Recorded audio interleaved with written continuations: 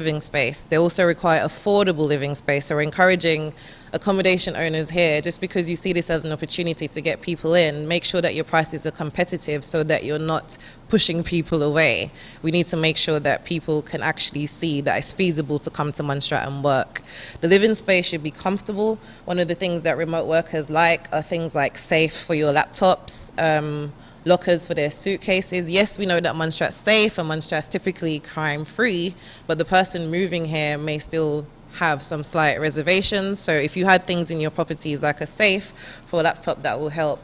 Thinking about things like having a desk in the room as well. This person's coming here to work. If your accommodation is fully furnished, provide a desk in the room. Air conditioning is a given. Things like a television are also a given.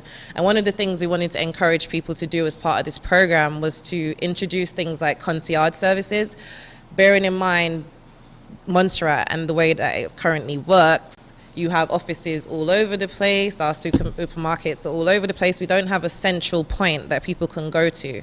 So offering something like a concierge service, if you have a villa, will be really effective, because what you can do is say to that person, you know, I can do your shopping for you, I can organize for you to get your car, I can organize for your utilities to be put in and things like that. The other thing that will come out of this is, because we're targeting this campaign at families, is the importance of having things like babysitting services on island, cleaner services, the opportunity to be a private chef and things like that. One of the other things that's important to remote workers is activities and attractions for both adults and children. So we've been going around and speaking to our different stakeholders to really see how we can do more on island, not just on a seasonal basis, but on a day-to-day basis, so that we have different things that people can do.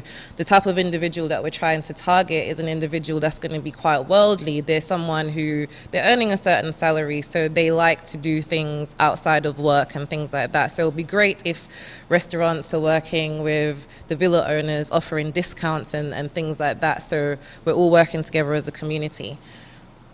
It goes without saying that access to good healthcare and medical facilities are going to be fundamental to anyone, whether you're a remote worker or not. We've been COVID-free for a very long time without a fully functioning hospital, so hopefully we can use that as a selling point for this program as well. It also goes without saying that good connectivity to the internet and also to utilities is essential. So we need more to be working on our side and not just cutting off electricity without notice, because people who are coming in won't be used to that. But we also need to make sure that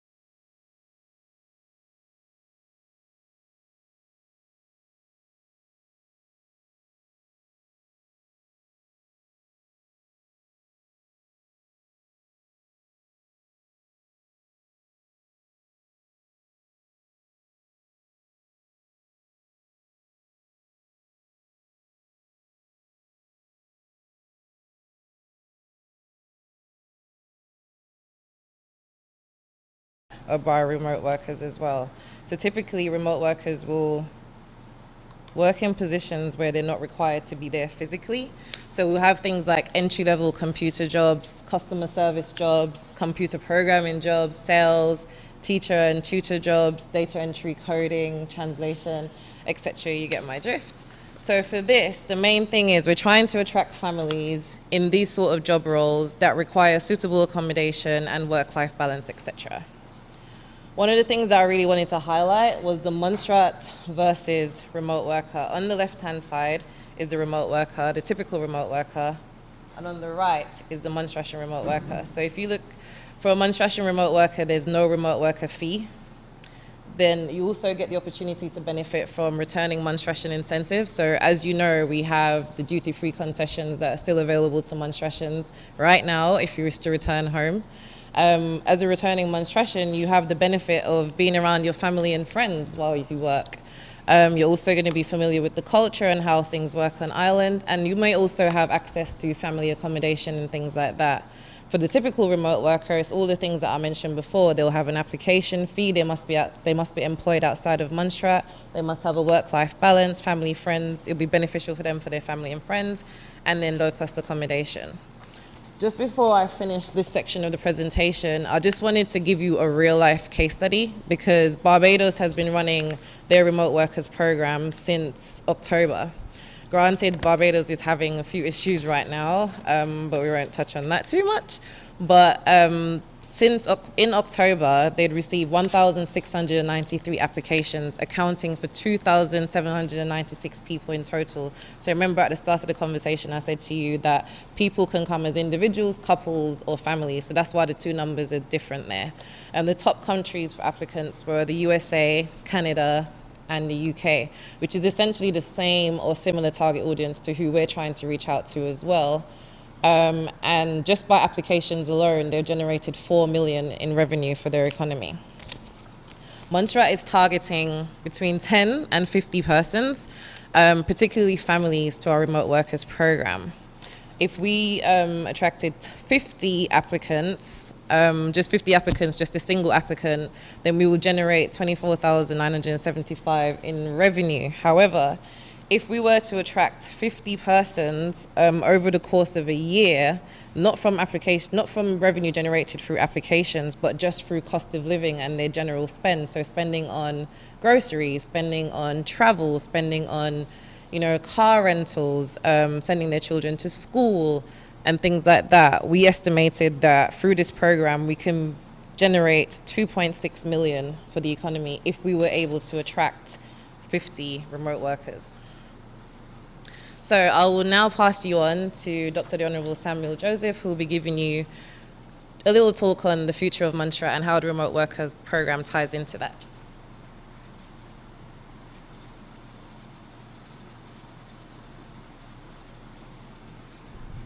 Good day, everyone, and to all listening online. I was tasked to talk about the future of Montserrat, which is a broad topic, so I'm trying to figure out how I'm going to approach that. So let's start with this diagram, and then I'm going to ask the audience and those that are listening, what do you see? Raise your hands, don't all talk at the same time. What do you see?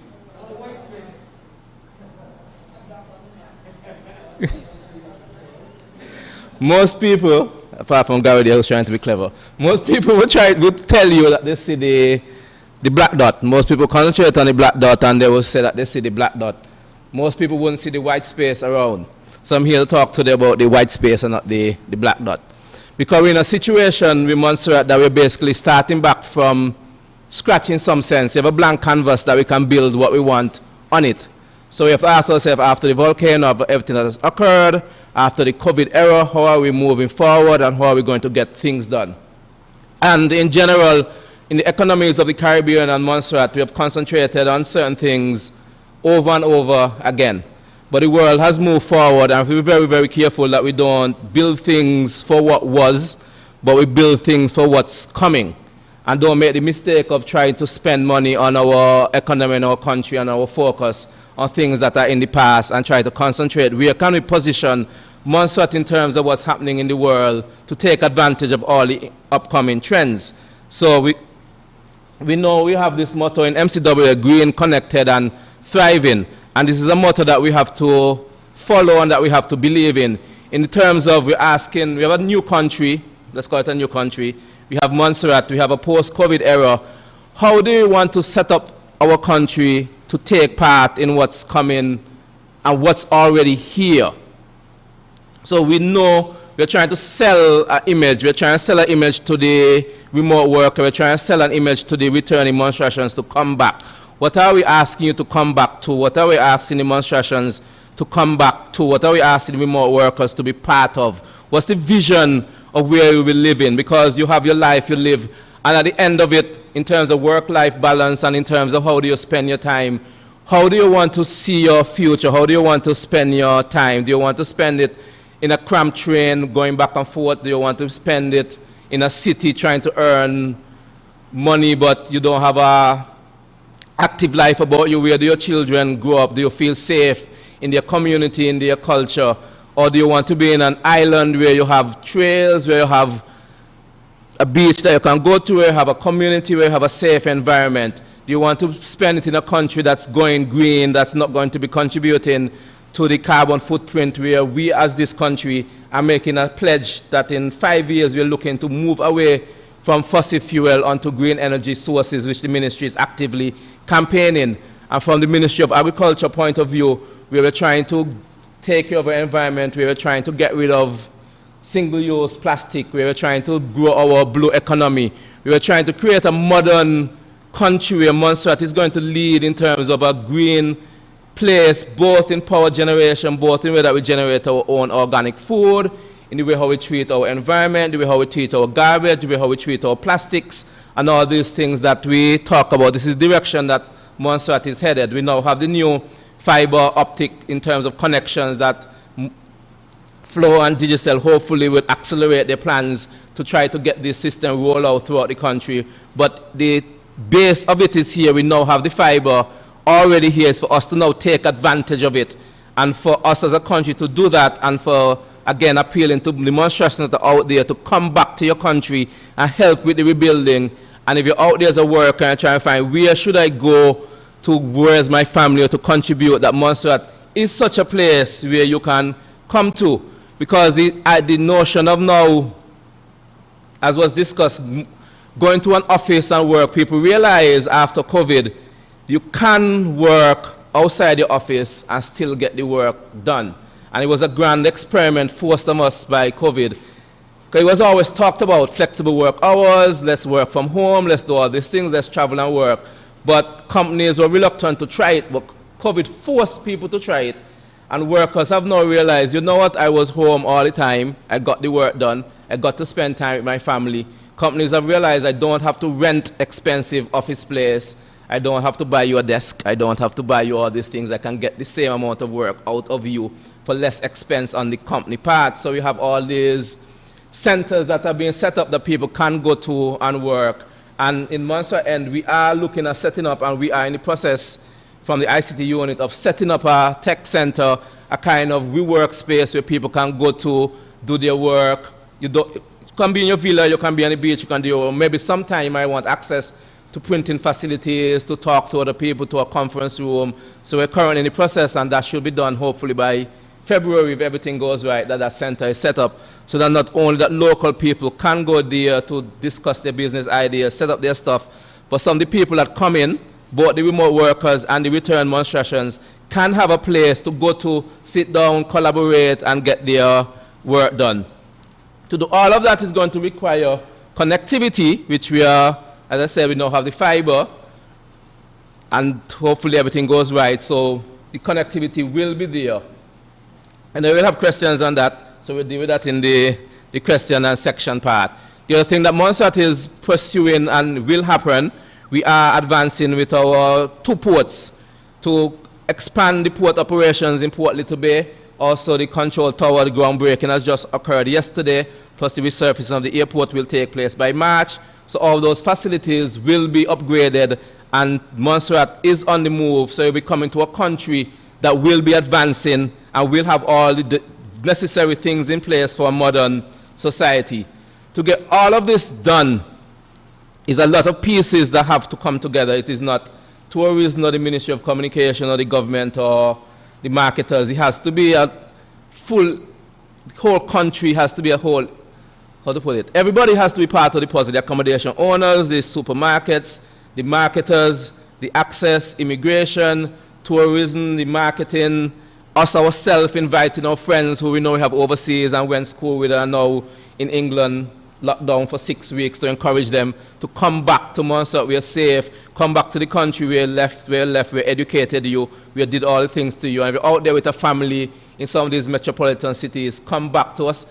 Tropical island in the Caribbean where you can get all your work done, where you can raise your family in a safe environment, and we're putting everything in place for a modern green society where we take care of our health, the environment, and the person itself is not fast like some of these other countries and island advertising program. Once you can come and relax and go on your hikes, have the beach basically to yourself, and all of these things is what we are selling. So if all of us do our part as a country to try to get programs such as this and other programs that are coming online to work, I know that it will work and money will be flowing, which is the goal of a lot of people, let's put it that way. So we will get the taxis, the supermarkets, the restaurants, the people that do entertainment and all these other industries. We now have a way to generate more money. And just to sell Montserrat, again, we have natural beauty, we have a rich and diverse natural environment. Montserrat is clean and tidy, we have a friendly society, we have a peace and tranquil island atmosphere, we have safe, we have a low crime rate, we have abundance of cultural activities, there's a stable government, unlike other countries that don't have, as you see today, don't have a smooth transition of power. Montserrat have all of this in place. We have distinctive, innovative, and creative cultural products. We are historically and politically tied to the UK. We are close to North America and the other Caribbean islands. We have our basic infrastructure in place. Our tap water is clean and drinkable. We are still authentically Caribbean. We actually sell in a Caribbean, not chain hotels and all-inclusive resorts. We are still authentically Caribbean, and we now have access to high-speed internet connectivity. So with that, I'm encouraging everybody here to be part of this program, and those that are listening, both Montserratians in the diaspora and other people who are hearing, to come to Montserrat and be part of this program. Thank you.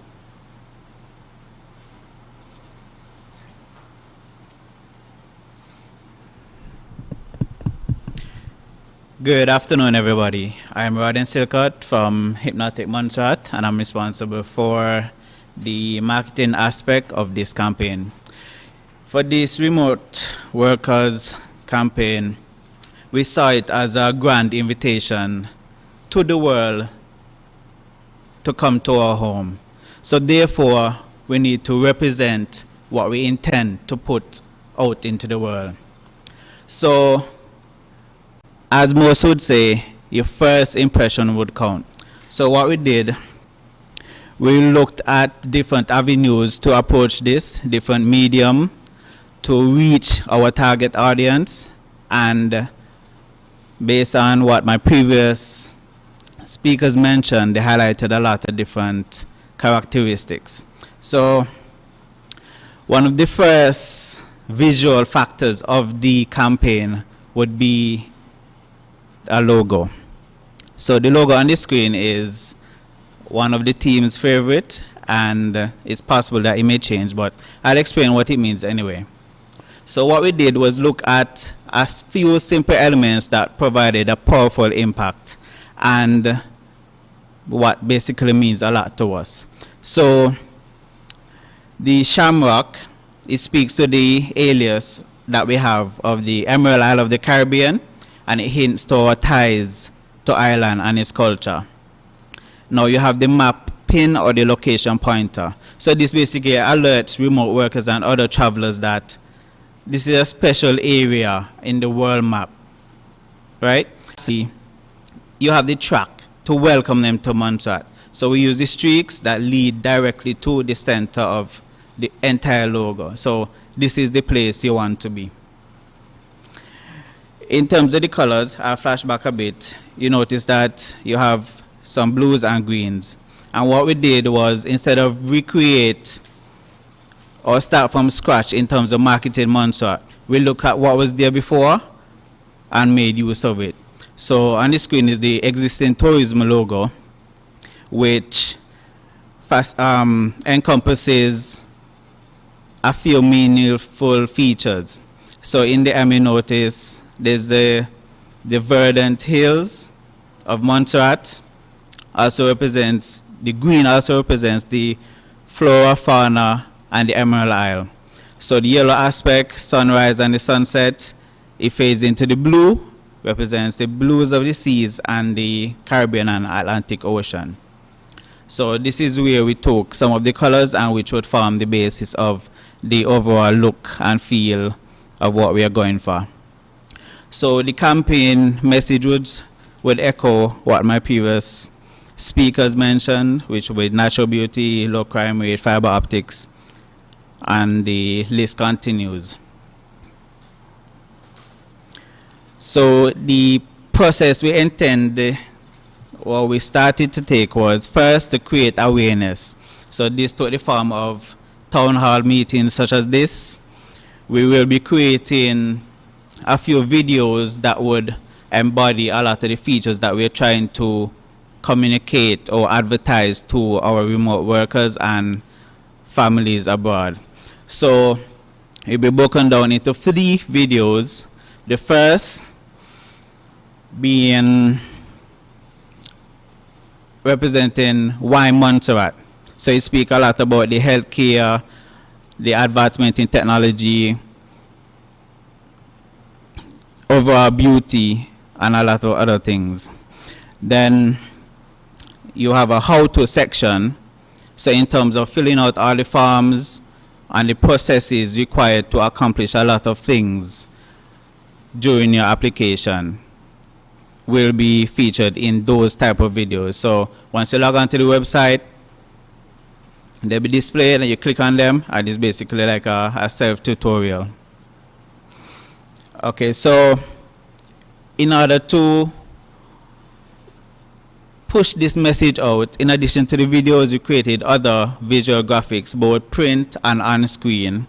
And to get that out to the masses, we will be using email marketing, SEO, SEM, case studies, frequently asked questions, obviously the website, and as mentioned before, the videos.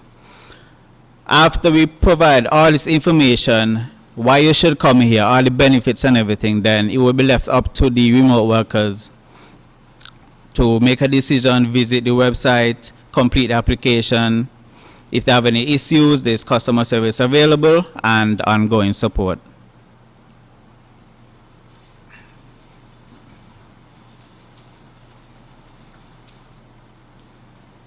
I'm just going to continue the presentation by speaking briefly about the website. We've actually commissioned Fourth Dimension to create the website for the Remote Workers Program. The representatives are unable to attend today, so I'm just going to give you an overview of what the website will look like. We like the approach that Anguilla took to their website. So if you are aware, there's quite a few other islands out there that are doing the same thing. They have a remote workers program, namely Anguilla.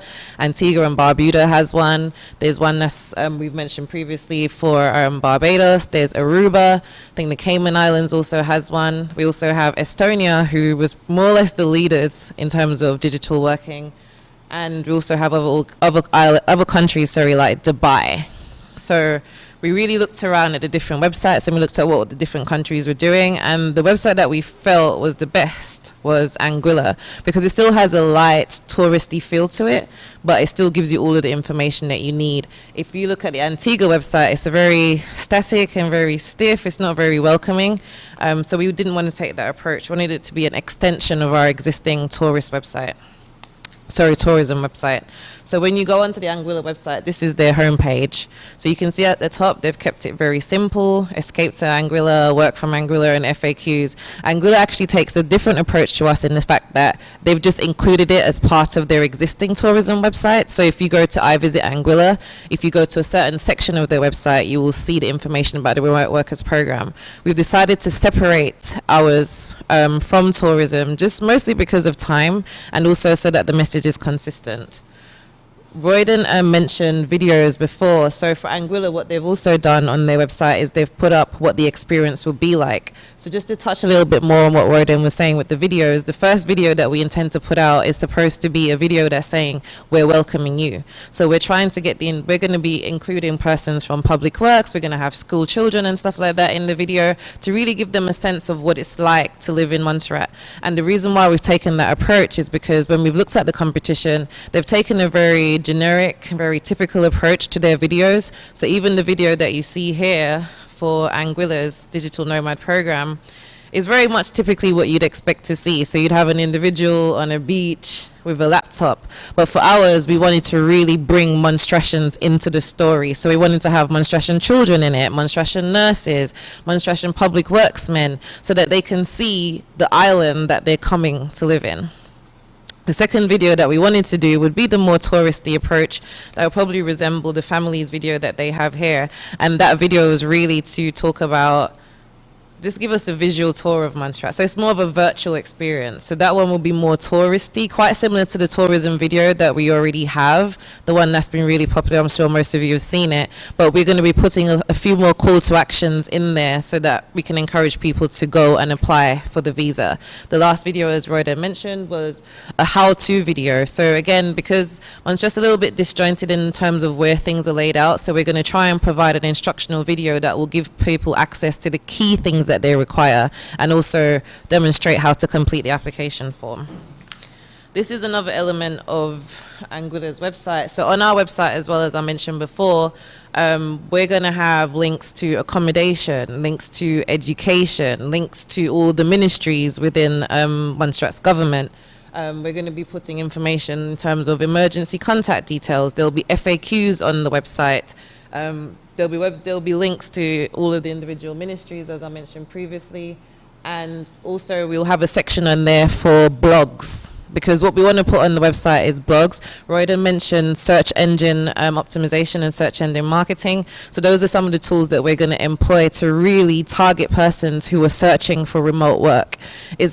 We don't need to target everyone, because as you know, we're targeting up to 50 and hopefully more than that. So what we're going to do is really make it targeted towards that individual. So if that person's gone into their computer and they've typed in remote working in the Caribbean, or remote working in Montserrat, or even remote working in Barbados, Antigua, any of those countries, what we're going to be doing is paying an organization that's based in Barbados called Yellow, and they'll be managing the search engine marketing for us to make sure that anybody who demonstrates an interest in remote working, that when they put that into Google or when they put that into YouTube, that Montserrat comes at the top of the list, ideally on the front page. So that's what we're going to be working to do. We're also going to be doing a lot of PR. We're going to be doing email marketing. The purpose of this conversation today is to raise awareness. That's why we're sensitizing Montserratians locally, so that you don't see all these people coming in, all this activity, and you're unaware of it. The other element of the website is obviously the application. The application system that we're building at the moment, as we speak, is a system that's going to allow them to complete everything online, including the payments. The application we broke down into sections, including the application bio details. So we're asking for as much information as possible from the applicant so that the application can be processed smoothly. We'd also be collecting things like I mentioned before about their employment history, their criminal record checks, their marital status, the different applicants that are going to be included on the application form. And also one of the key things to this is customs and immigration. So the persons are going to be encouraged to provide a list of employee-related materials that they're going to be bringing, and also any personal effects that they're going to be bringing as well, because what we want to do is put them in a position that when they come to the port, they don't get turned away, because we would have already seen and approved the list of items that they're going to be bringing into the country. There will be a small concession just for those things that they're bringing in, but again, if you're a Montserratian in the diaspora, you know that you have your returning to Montserrat concession, which will allow you to bring back everything that you need to live and work here. So these are the different elements of the application form. One of the key things that we're also doing with the application form is that once you start completing the application form, you're going to be sent a tracking number. And the reason why we're doing this is that you don't have to provide us any personal identifiable information in order to access the form. Once you have the tracking code, you can just go back in and access your application wherever you are in the process. So that's one of the things that we're doing. And we're also trying to streamline the process, because there's multiple forms that you'd have to fill in order to come on island. So to make that as easy as possible for the remote worker, we're trying to put them all in one place, so that when you finish the application form for this, you should automatically be sent on to the next stage, which would be to complete access declaration form, because now you're allowed to enter the island. And finally, and last but certainly not least, next steps. So the launch date for the remote worker visa will be, sorry, not 2020, 2021. the 29th of January, which is a couple Fridays from now. As Dr. Samuel alluded to before, it's important that all of us are working together to make this happen. I really wanted to spend some time to touch on what taxi and tour operators can be doing, and also what restaurateurs can be doing to improve the service that they're currently providing on island, and also to make sure that when the remote workers come here that they're fully benefiting from it. So I know that it's probably some work that we'll have to do with tourism outside of this, and I know that tourism has already been doing loads of training courses and things like that, but it's really essential to, as a taxi and tour operator, to promote yourself online or actually make yourself contactable. For example, I personally don't know how to get a taxi in Montserrat at the moment, so things like that we'd need to make available, so even if we put numbers up around the place so people know where to phone for a taxi just in case they get stranded. Partner with local businesses, as I mentioned previously. So if you're a taxi or tour operator, you should definitely have your flyers and things like that at key locations. So even if it's at the tourism office, at the very least you should be on the tourism lists. You should have your cards at the airports and any ports of entry that we have. You know, you have loads of local supermarkets that would allow you to put your card up on their notice boards and things like that. There's nothing stopping you from going by Ashok's or Aravin's and asking them if you can just put your number up or put your card in there. It's essential for people to actually know where you are. One of the things that we were suggesting is that we can put it on the bus stops as well, to not only just put the numbers but also put the rates, because someone coming to Montserrat and trying to get a bus may not necessarily know that the average ride on a bus will be $3, I think. So it's things like that that we need to make sure that we're promoting out there. Make sure that your drivers are friendly and accommodating as well. You can also give out promos and discounts. This should probably be more applicable to when you're providing a tour service. But if you're providing a tour service, one of the things that I feel like we miss here is really scripting the tours and making sure that we are hitting all of the different locations throughout the island that, you know, tourists will be interested in. It's not all about the buried city, for example. We have the Little Bay Amerindian site just right here, but most of the times I'm sure tour operators just drive straight past the museum and the Little Bay site. So it's really making use of the things that we have to push and to sell. You can do publicity stunts as well.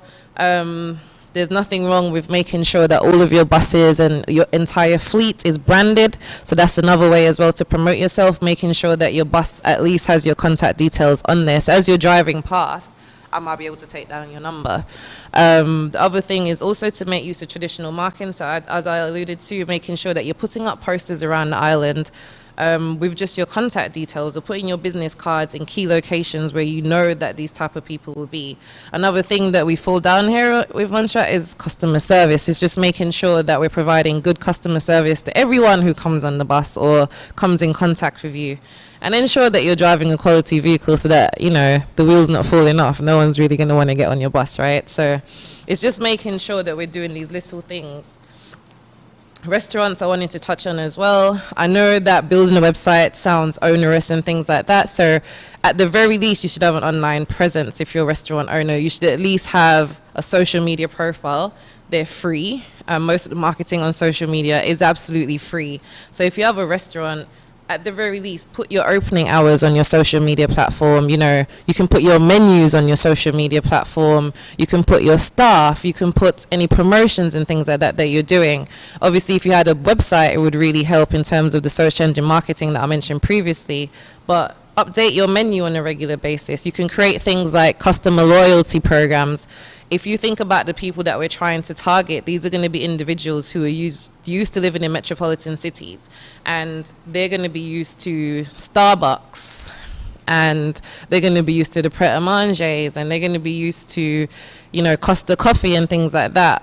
It wouldn't hurt if you're a restaurant is to see this as an opportunity for you to maybe start selling more breakfast in the morning, or selling coffee, or just making sure things like that you have Wi-Fi available here up outside of your shop, because Wi-Fi and connectivity are some things that are going to be fundamental to a remote worker. They can work from anywhere. So if they go out somewhere to eat and they can access the internet, they'll pull out their laptop and start working as well.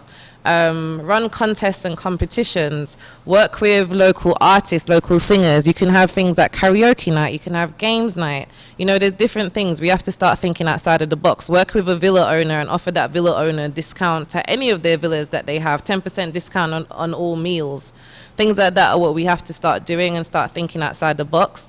Team up with local vendors and join the Chamber of Commerce. I don't know if we have a Chamber of Commerce here, but I know for a fact that we have organizations here that are there to assist businesses. So make sure that you're on as many lists as possible to make sure that people know where you are and they can find you. At the very least, if you own a restaurant and you're not on Places to Eat on the Montserrat Tourism website, you're already selling yourself short. So make sure that you include yourself on those lists. So when people are coming, they're automatically going to go to tourism's website to look for places to eat, or they may come on the remote workers page as well. If you're not on that list, then you may get missed.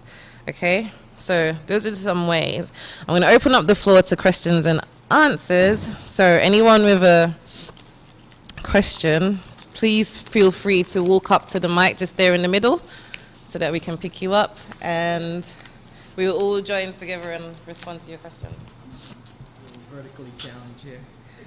Well, first I want to say thank you to all of you for the collaboration, the thoroughness, streamlined process, and really hard work that went into bringing this to fruition. I think it definitely could be a great thing for Montserrat. The question that I have is in terms of execution. So the site is going to be out on the 29th. And the SLA that you have is like a 7-day SLA, which means the earliest someone could probably come here is on the 6th or 7th of February. And the airport is also due to shut down on the 15th, which really is a really tight window for being able to go and get your COVID test and all that prior to coming here. What's in place for that? And number two, relating to that is there any possibility for an applicant to apply maybe manually to submit those things prior to the 29th so that it could fast track and allow for a little bit more leeway in being able to get here in February? I'll pass you on to my esteemed colleagues.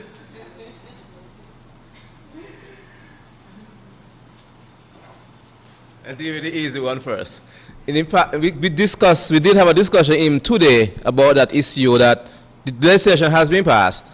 So technically right now a remote worker stamp can be issued regardless of what's happening in the marketing.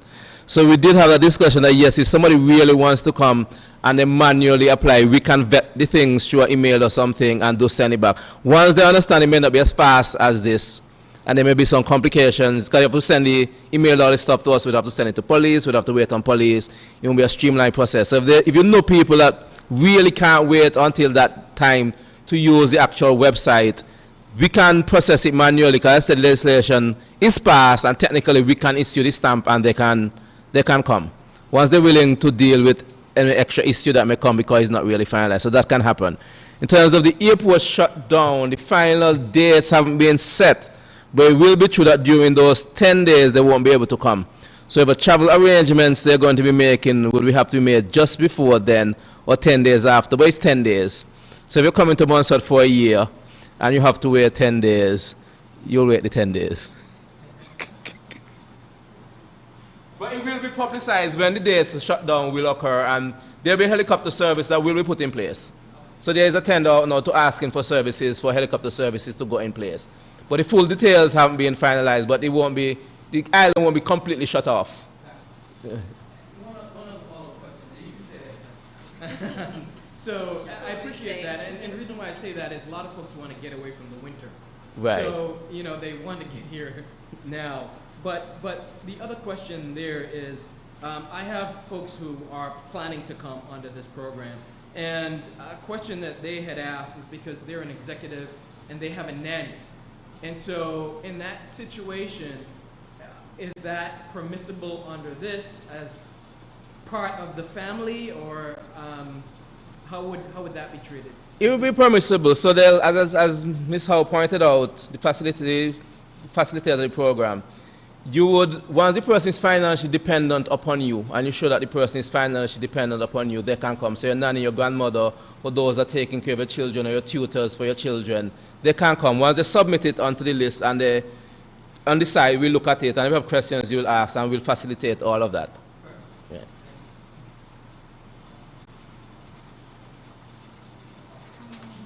I have a couple questions, but I'm just going to ask you one for now. Our target group, I assume that we're targeting a special set of persons because I'm wondering if, for instance, I'm giving an example. For instance, I'm going to give an example.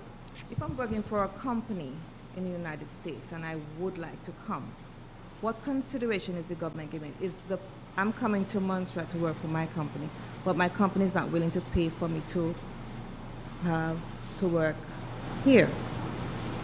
They have insurance issues, they have certain things that is there any other consideration? Because I might have a mortgage in my own country, so I'll be paying my mortgage there and still paying the rent. Have we thought about that? Is it just a specific set of persons we're targeting for this? Like persons who are self-employed, who can have that versatility that they can move around? Yes. We're targeting, as we mentioned earlier in the presentation, we're targeting individuals who are earning a salary of over 70,000 US, and that equates to 189,000 EC. With regards to the person coming, it will be difficult for us to create incentives or concessions for someone who's coming to work remotely. So if they have any issues in terms of their employment, then we won't be trying to attract that individual, because it will have to be people who are able to work where the location is not specific. So I don't think it's feasible for us to stand up and say, as Montserrat, the person who we're trying to essentially take money from, that we're going to be giving them a concession to assist them to come here. So that decision will be down to the individual, because if there are organizations saying that they're not going to assist them, and there are some organizations, for example, who give you an extra monitor and they'll give you money to go towards creating an office space and buying a printer and stuff like that. But this program for us is to input money into our economy and not to take away from it. So if you're an individual who can't come and work remotely, unfortunately, you won't qualify. Another thing, I'm not hearing you mention a lot about working in collaboration with the Ministry of Health in terms of, because is it that our borders will officially be opened? No, our borders won't be open. This is just that's why they have to go through this entire application process, because only those individuals who qualify for the remote worker visa will be allowed to enter and essentially act as a resident. We have been working with the Ministry of Health throughout this entire process. So even things like access declaration form, we've worked with the Ministry of Health to update that. Even FAQs that I have right here in my hand, they've been reviewing them and going through them. So we are working closely with the Ministry of Health. The reason why I'm asking that, because one of their concerns previously was that they were, in terms of resources, to monitor and manage persons who are coming into the island. Are we up to date and ready to deal with it? So if you think back to the target number, we're targeting between 10 and 50. So that shouldn't put a major strain on our health service. On top of that, the individual who comes has to have health insurance that includes cover for COVID-19. So if there's any burden on our health system, they will have to pay it back. So essentially, this person coming shouldn't be going to Glendon and reserving free services. They'll have to pay for every service that they receive up there. And the burden shouldn't be so great, because we're not targeting 1,000, we're targeting 10 to 50. And those 10 to 50 individuals may not be on island at the same time. That's 10 to 50 over the course of a year. That's 12 months. So it should be manageable. Does anyone have anything else to add? Yes, did that answer your question? Yeah. Is that okay? Any other questions? Good afternoon. Good Good evening. Good evening, everyone. Just one quick question. I observed that your method of reaching the target market is essentially a website. Is that the only methodology you're going to use? No. So as we went through, Roy then spent some time going through, and I'll just go back to, hold on. I'll just go back through to the slide where we discussed. So the first part of the marketing campaign is to raise awareness. To raise awareness, what we're doing is things like this town hall that we're currently in. So that's to sensitize the local public. We also mentioned that we'll be using promotional videos. So those promotional videos will be distributed online, but we're also using an organization that's going to be able to put those promotional videos will appear on websites around the world where we aim to target individuals. We're working on even things down as close as to so say for example, if you're in the USA, what states actually have flights coming into Antigua, so that we're targeting those individuals. Because if a state is on, say, the West Coast and there's no flights from there to Antigua, there's no point in us spending our marketing funds on targeting those individuals. The other things that we're doing as well will be press releases that will be going out to media houses around the world. We're also going to be having a press conference to launch this. We'll be also doing TV and radio appearances. We're teaming up with a PR company as well to make sure that we can get interviews for the ministers and stuff like that. When it comes to the interest proportion of the funnel, we're looking at email marketing. So we're going to be working with tourism to distribute emails to all of the persons who are currently on their newsletter list. And also we've discussed briefly with Access how we can move forward with making sure that anyone who comes into Montserrat, we can market to them in the future. We also have search engine optimization. If you don't know what search engine optimization is, Google, Yahoo, Bing, those are search engines, and every time that you put a keyword into Yahoo, Bing, or Google, that's essentially what they're paying for adverts for. So search engine optimization means that when you come on our website should be littered with words that reflect flexible working, remote working, and those kind of things. So when you put a search for remote working into Google, Montserrat should come up on the front page, ideally. We're also going to be doing case studies. So there's a few people here. For example, we've sat with Gary Morton already as someone who's working here in Montserrat as a remote worker to try and figure out what his experience has been here, what is the pros and the cons of working here, and also working with how his family are going to find it working here as well, because his children will be learning online. We've also got a whole list of FAQs that we're working on at the moment to make sure that we're providing as much information as possible. When you go on the website, it should have everything there. FAQs will be broken down into traveling to Montserrat, the application form, health precautions, and things like that. The website would obviously be one of our major marketing tools, and then the demonstration videos that Royden discussed earlier, which will give you a greater insight into life on the island, but also how to complete the application form. Then finally, the main call to action will be to apply, and then hopefully after raising awareness and interest, we should get those persons to apply. One of the things that's slowing us down at the moment, and why we've extended the deadline, is to make sure that the customer service element of it and ongoing support is in place, so that when you submit the application form, we're not saying it's supposed to take 7 and it takes 3 months.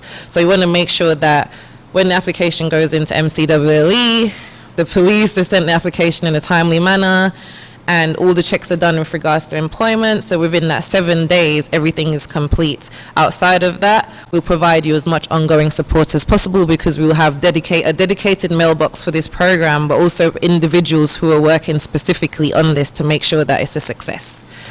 Does that answer the question? Any more questions?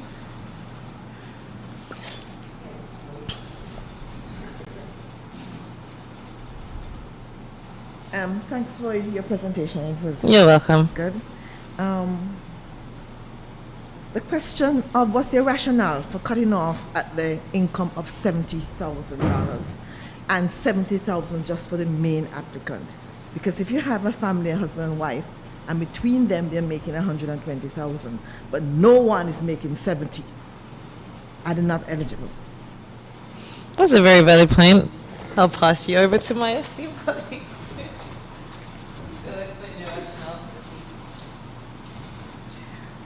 The rationale behind the 70,000 is that we wanted to ensure that once they come on island, they can maintain themselves here, as well as the fact that if they have mortgage overseas, that they can actually do both. So we raised it a little to 70,000. We looked at other islands as well and incorporated those into our decision. A lot of them are a lot lower than that, and we have a few that are actually higher. So we wanted to go mid-range, something that we think will be suitable based on our cost of living here. So that's the reason really why we said 70,000. Yeah, but now you look But no, in terms of the actual couple, that's a consideration that we could take into consideration, yes. And even if you're under 70, not everybody who's under 70 and can work remotely has a mortgage. That's true, but we really want a caliber. We don't just 50,000. That's 135,000. You see. Yes. How many people in Montserrat are working for 135 and can support themselves? So I'm not sure. No, if in terms of the actual fee, I don't think we should. We don't want anybody to come. We really want a kind of caliber to be in Montserrat. We don't, as I said, we want them to be able to come, live comfortably, rent based on our cost of living. We think that's a suitable range. Really. I understand what you're saying, but we have to take into consideration Montserrat and where we are right now. Yes. Can we, what's the word to use? If we take, for example, let's say, don't look at Barbados right now because they're going to upsurge, right? But look at Barbados. They have lots of other activities and lots of other things to attract people. So we have to be careful at what we're doing and not telling people, listen, why am I coming here? Right now we're only trying to build. There's other countries over there that already have. So would we, because of all these restrictions, be turning people away and turning them off? So you're saying essentially it should be lowered? I am not telling you anything, you know. No, you're suggesting. Are you suggesting all these factors into consideration yes, we to make sure that when we roll out, that they have to be earning. If you're coming from free independence, then that income support. Why? Because you're supporting maybe 4 people. there are some people who would come by themselves. Yeah, we understand. We understand that. And why are we cutting off?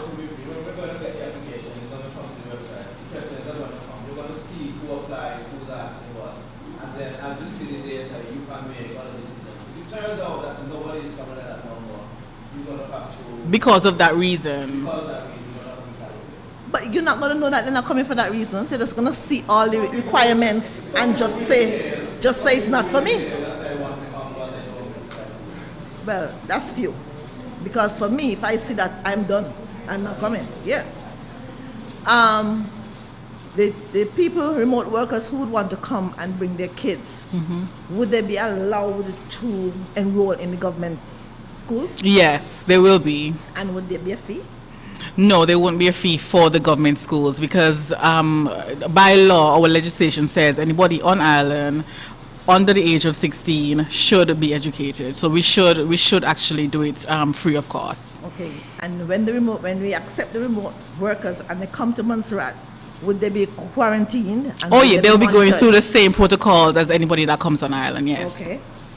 And one thing that got me, when I think Roy then, I don't remember who started with the logo. I am wondering if that shamrock is attractive. And we're looking for something more Caribbean and, telling people to come and whatever. What's the shamrock is doing? What is the shamrock doing for us?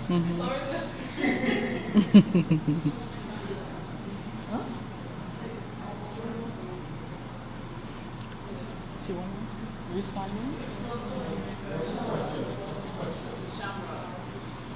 The shamrock.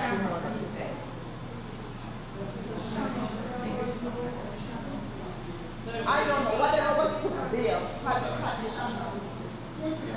The reason why we incorporated from our point of view, we included the shamrock because we wanted it to tie into the tourism logo, which also has the shamrock. And also, if you think of the immigration stamp, that also has the shamrock. So we were thinking to tie it in that way. By the way, the logo... No, wait, 1 second. The logo isn't final, by the way. We've received feedback about the shamrock, so that's why we put it out today, to get your feedback too. And remember, the minister says we're not looking at what was then, we're looking forward. But also with marketing, you have to tie it into the overall brand image. So but what we didn't want to do was do things too drastic that step away from what tourism's already doing. But we have received a lot of feedback about the shamrock, so the shamrock is clearly an issue. Just for you. So this is the logo in question. Just one more question. Given that we want to target a certain set of persons, is the tourism sector, like the homes, the restaurant, are the standards at the level that we want people to come to? Because you're asking, and we're looking at just around the corner, just at the end of the month. Are we ready? So you're saying, yes, we're ready for now. We want somebody in by February. Are the villas ready? Is the tourism sector, the hospitality section ready? Because you're trying to attract people with a high income rate. Are we ready for them? So we actually had a separate meeting with the accommodation owners with a view to helping them to get ready for the remote workers. But we also need to be conscious of the fact that any island that a tourist or a potential remote worker is going to is not going to be completely ready. If we sit back and wait for, say, an accommodation to do all of their painting and all of their sprucing up just so that we can start, we'll never get anywhere. But what we can do is to be working on things in parallel and improving the properties as we go. I think to say that every property in Montserrat has to be at a certain standard before we attract anyone in would be futile, to be honest. So we have reached out. We know that that's an issue. So if you've been following tourism, for example, you see that they've been doing a lot of training sessions as well with accommodation owners. They've been doing training sessions with housekeepers. They've been doing training sessions with is it food operators? No, restaurants, yeah, restaurants as well. Tourism has also been doing work around the island to improve some of the spaces, like even at runway guts and things like that. So there's always going to be work to do. Continuous improvement, that's the nature of the game. You're continuously improving what you're doing. But to say we're going to be 100% ready for everything before we start, it's unlikely, unfortunately. You mentioned that we are going to fix up wherever for them to come and work. Where is it? The factory shop? Whatever. If we're targeting people of income of 70,000 and above, who are going to bring their families, that's the main person, and the other person in there might be working for 60,000, 135,000 US. Did we do a research to see if those type of persons will want to come to go there to work, or they would rather be in their rented villa to work from? It's a combination. It's a combination of the two. The research has shown that people who are remote workers, yes, they like to work by themselves, but also go into the communal spaces are perfect opportunities for them to network, for them to meet other people. Also, for us in the short term, that communal space would also help us to reduce some of the issues that we're having with regards to connectivity. If there's ever a connectivity issue on the island, we can always say to those persons, you know, you have a space that you can go to that will have fiber optic connectivity that you can work from. But definitely most remote workers and digital nomads, when you do the research, they like the opportunity to have a communal space that they can go to because it takes them out of working by themselves all the time. Yeah, I can attest to that. As a remote worker, I know having a contingency plan in place when you've got an executive meeting that is video conference with a lot of folks and you need a lot of bandwidth, if you don't have the connectivity, having a space like that makes a lot of sense. So, you know, kudos for kind of being ahead of the game on that. I just have a recommendation and a question.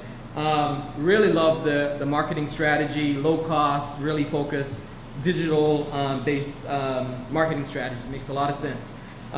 One of the things that potentially might be an opportunity for you here, the kind of workers that you're targeting are folks that are working for Fortune 100, Fortune 200 companies.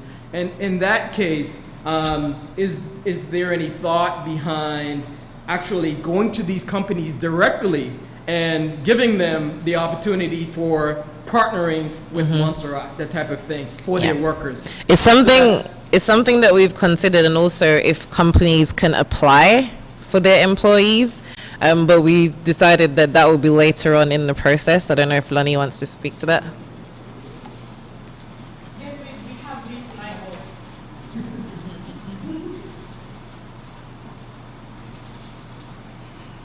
To answer your question, yes, we have considered that, and yes, we will be doing that.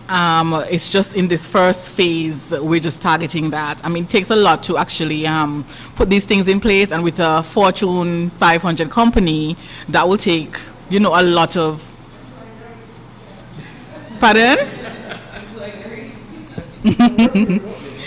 Yes, so yes, we have considered it, and yes, we'll take that on board for sure. We will be taking it on board. The last question I have here is, and because I've had folks that contacted me in this regard, they are retirees, and in the same case, they have high discretionary income, well over $70,000. Is there anything in that regard, because they will provide the same boost to the economy and so forth, is anything that's in place or could be worked within this program to accommodate that type of person?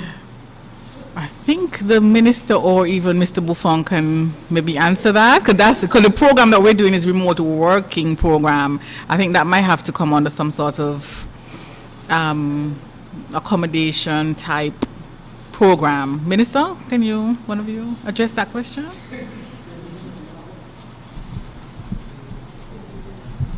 I want to go back to your previous one. You have to remember, and back to the question that Mistress Diet raised. How much accommodations do you have in Montserrat of a certain quality? So Barbados have 1,600 applicants. Montserrat clearly cannot take in 600 people. There's a limit to the number of places that we can take. So it's a matter of launching the program and see what applies. If we get 100, you have now have a serious conversation with the villa owners or other property owners. Do we have such places that people can go?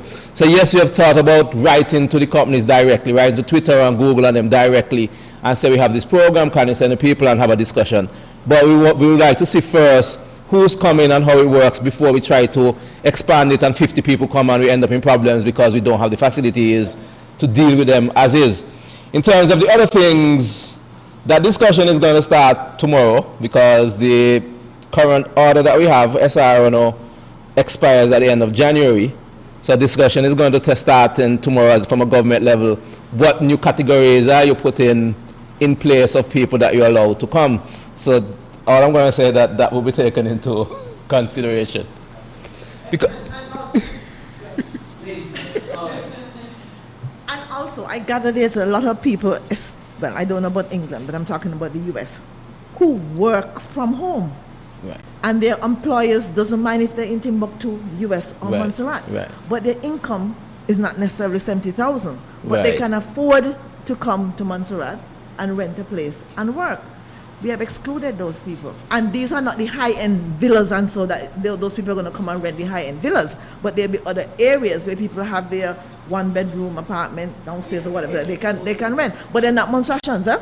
right, so they can't come. So we're excluding those people that can come and contribute to the economy.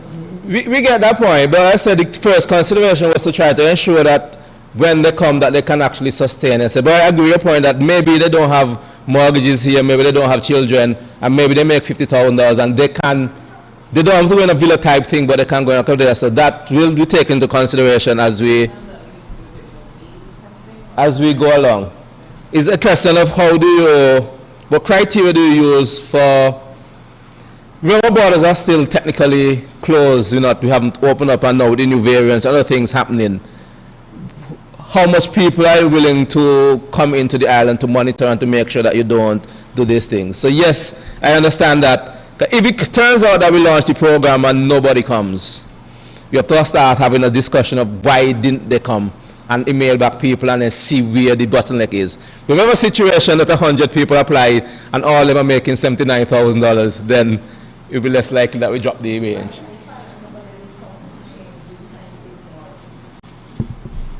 Not really, because we're not, the way how we have seen the program and the way that we are seeing it, as Vernia pointed out, we don't see the remote work as just a COVID thing. It's something that is going to be the future of how work takes place. That some people are going to say, regardless of whether COVID goes or not, I have the money, I'm a programmer, why do I need to be this place? I can go anywhere I feel like. These are the people that will be attracting, even after COVID and all that disappears. But I get your point though. Yeah, good afternoon, good evening. Good job, well done, congratulations. Two simple questions. One, have we blacklisted any country at all from coming?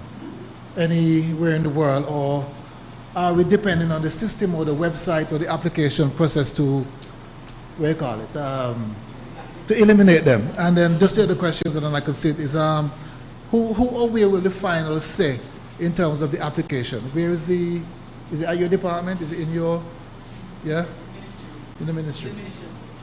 So just to reiterate, the Ministry of Communication, Works, Labour and Energy will be responsible for the final decision on the application. With regards to countries that might be deemed to be high risk, we're going to be following the same process that the Visa and Immigrations team currently uses. So there's a system called Mover, which is where we currently process all of our visa applications. And when you go onto that system and you put in a certain country that's flagged as high risk, then you'd have to go through other checks as well. And what we're asking persons to do, when they complete our application form, it will flag whether they're deemed to be a high risk country, so that they know that they'll have to go through the MONTSERRAT visa application process first before they can apply for the remote workers visa. And when we talk about those countries, we're thinking of places like Afghanistan, Syria, and those kind of places where people can potentially try and pretend that they're coming to Montserrat when they're really trying to get into the UK and things like that. So we have thought about it, but we're going to allow the access and the customs immigration team to deal with that element of it, and then they'll come over to the remote workers program. Does that answer your question? Any other questions? Yeah, I just have some logistical questions. You mentioned there's an individual couple and a family, other kind of groupings that can apply. In terms of a couple, what's considered a couple? So, is by virtue of being on the same application, or do you have to be married, or what does a couple constitute? Two people coming together, but I'd let the minister answer that. Because we took marriage out, so there was a rationale.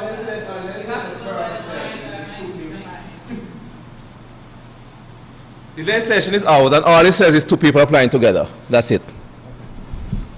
Okay, so once they're on the same application. Yeah. Gotcha. Okay, great. The other question is, in terms of, typically when folks are going through a process, they may have questions there and then.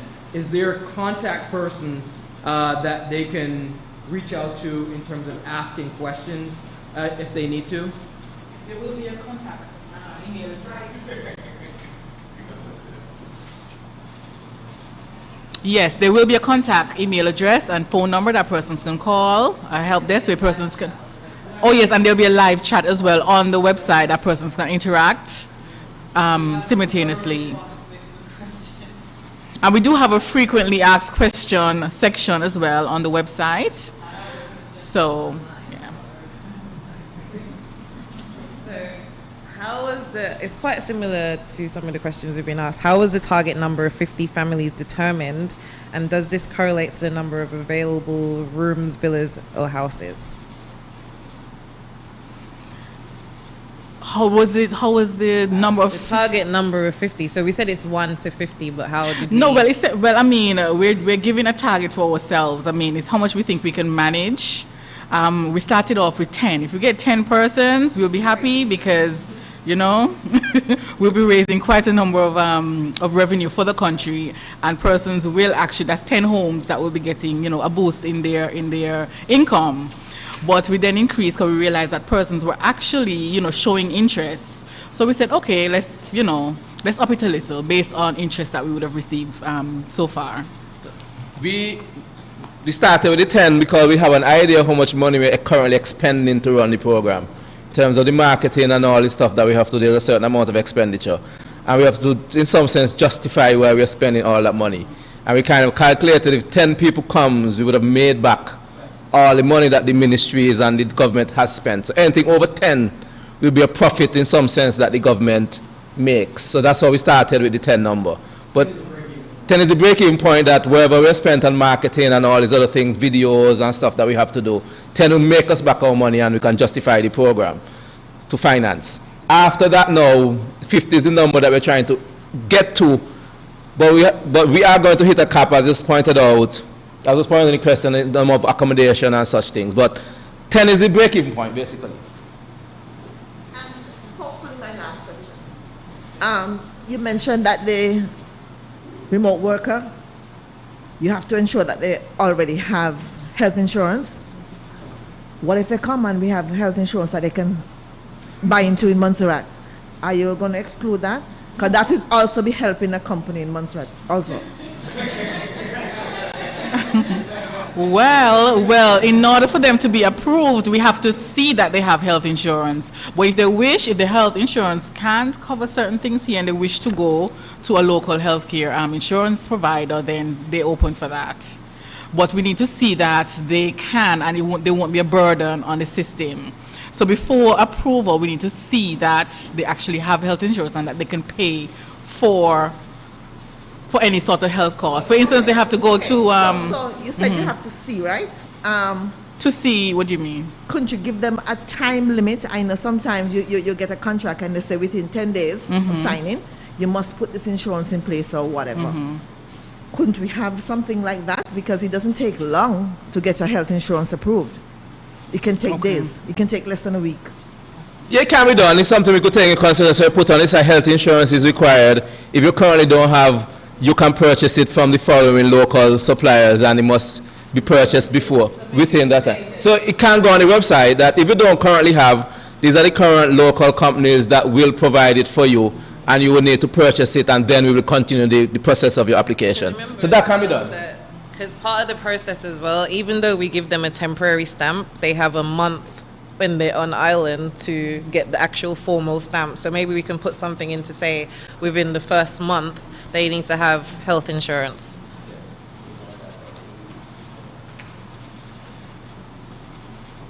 Any more questions?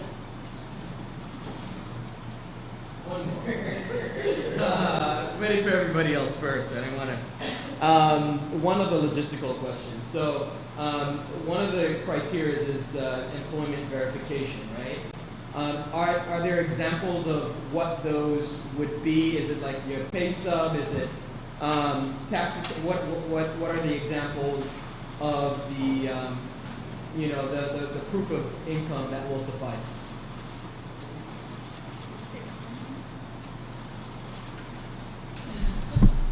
We haven't broken it down. Sorry. We haven't broken down specifically what the proof of employment should be. What we're asking them is definitely for the contact information for their employer so we can contact them directly for reference. But also what we've been asking for is a proof of employment letter. So if you could provide a letter from your employer confirming like your salary and all of your employment details, then that should suffice. The other thing that we're asking for as well is if you're a self-employed person is to have your business incorporation certificate so that we can see that you're actually a business and that you can support yourself. But I agree that we should probably put some more clarification as to exactly what we'd accept as proof of employment. Any other questions? First timer. What if they're self-employed? Yes, that's what I just said. They'll have to provide a proof of their business incorporation certificate or evidence that they actually have an organization or proof of their income. Anybody else? No? Well, who would like to? I think the last thing to say really is it's important for us to all work together on this remote workers program.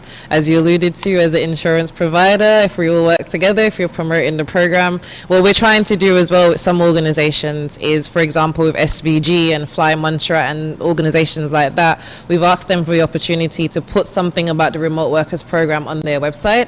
So even if you're a health insurance provider, it may be an opportunity for us to put like a banner on your website if we open it up for them to get health insurance on island, so that you can effectively help us to promote the program and maybe even create a specific policy for remote workers, if anything.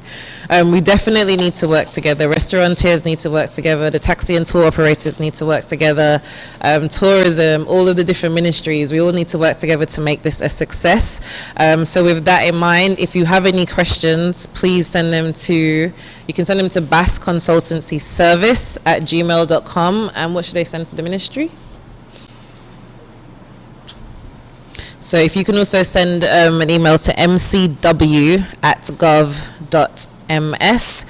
And yes, thank you for everyone who took the opportunity to come out today. We are working on the remote worker mailbox, but it's not ready yet.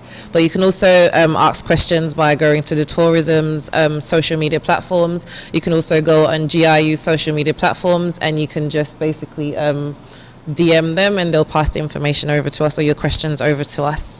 I want to take this opportunity to thank the Ministry of Communication Works, Labour and Energy for giving Royden and myself this opportunity to manage the marketing campaign.